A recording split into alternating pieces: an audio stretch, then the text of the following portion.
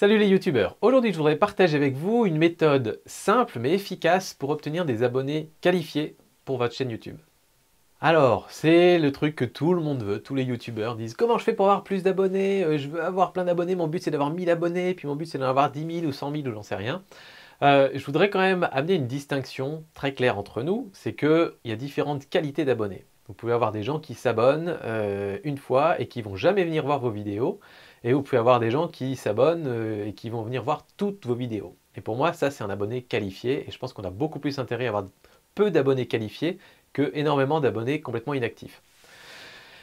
Et donc, une méthode simple pour ça, c'est de mettre des commentaires pertinents sous d'autres vidéos qui tournent autour de votre secteur d'activité. Pour ça, ça veut dire qu'il faut avoir une veille en place, ça veut dire qu'il faut régulièrement suivre les chaînes de vos concurrents, par exemple. J'utilise un outil qui me permet d'avoir une alerte, par exemple, à chaque fois qu'une vidéo qui contient le mot photo dépasse 100 000 vues, par exemple. Et donc, du coup, quand il y a une vidéo qui commence à buzzer sur ce thème-là, je sais que je peux y aller et aller commenter en dessous éventuellement. Alors souvent, c'est le moment où quand même la majorité des gens sont déjà passés, il y a déjà des milliers de commentaires en dessous, donc c'est dur de ressortir dans les commentaires. Si vous suivez par contre des chaînes dans votre secteur, ou si vous faites des recherches régulièrement sur YouTube sur des mots-clés, par exemple sur le coin des youtubeurs, ben moi je vais rechercher tout ce qui concerne YouTube, monétisation, etc.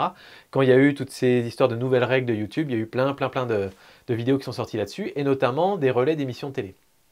Donc je vous en ai déjà parlé dans une précédente vidéo, ou un live, je ne sais plus, mais j'avais été mettre un commentaire assez complet sous une vidéo qui a été postée par Le Quotidien, je crois, où une chroniqueuse mélangeait tout dans ce qu'elle racontait. En gros, elle expliquait qu'à cause de PewDiePie, les petites chaînes n'avaient plus le droit d'être monétisées, mais lui, ça ne le concernait pas. Enfin voilà, ça nageait un peu dans le truc. Enfin, c'était pas PewDiePie, c'était PewDiePie, d'ailleurs.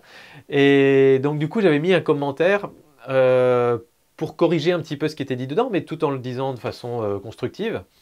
Et ce commentaire qui était un peu intelligent face à tous les autres commentaires en dessous de petits youtubeurs qui disaient « Ah, PewDiePie, what the fuck, machin », ou bien « YouTube c'est de la merde », ou bien « Quand est-ce que la télé va comprendre YouTube ?» Ce commentaire-là, du coup, est assez bien remonté. Il y a eu pas mal de gens qui se sont abonnés dessus. Et comme le nom de ma chaîne s'appelle Le Coin des youtubeurs, et que je sais que c'est une vidéo qui va être vue par plein de youtubeurs, et ben ça m'amène des abonnés. Ça amène des gens qui vont cliquer, qui vont dire tiens, cette personne-là qui crée un truc un peu intelligent, qui a l'air de savoir de quoi il parle, qui en plus a le nom Le Coin des youtubeurs, je vais aller voir sa chaîne. Et donc du coup, bah, il y a des gens qui arrivent sur ma chaîne. J'en ai pas eu énormément, malgré le nombre de likes, etc. Mais il y en a eu quand même quelques-uns. Et donc voilà, tout ça pour dire que c'est bien de temps en temps de surfer entre guillemets sur une vidéo qui buzz, qui fait un bad buzz ou un bon buzz, mais il y a certaines façons de le faire. Moi je pense que la façon intelligente est la meilleure. Il y a un autre gars par exemple qui a mis en commentaire la honte, elle sait même pas dire PewDiePie, elle dit PewDiePie, un truc comme ça. Celui-là a eu plus de petits likes que mon commentaire, mais je pense qu'il n'y a pas grand monde qui allait voir la chaîne du gars qui a écrit ça. Il n'y a peut-être même pas de chaîne. Parce que c'était pas un commentaire qui apportait quelque chose au débat, qui était un peu intelligent, quoi. Donc voilà, c'est un bon moyen, je pense. Ça ne veut pas dire que vous allez aspirer l'audience de vos concurrents ou j'en sais rien. Et d'ailleurs, ce pas des concurrents, c'est des gens qui font un petit peu la même chose que vous. Donc en général, c'est des gens qui sont passionnés par la même chose.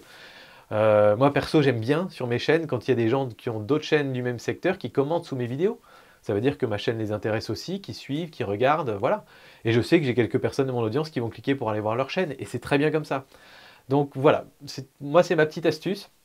Donc quand il y a une vidéo qui fait un peu le buzz dans votre secteur d'activité, donc essayez de surveiller ça. Essayez de mettre un commentaire un peu intelligent, n'en mettez pas à chaque fois, s'il n'y en a pas qui viennent, c'est pas grave.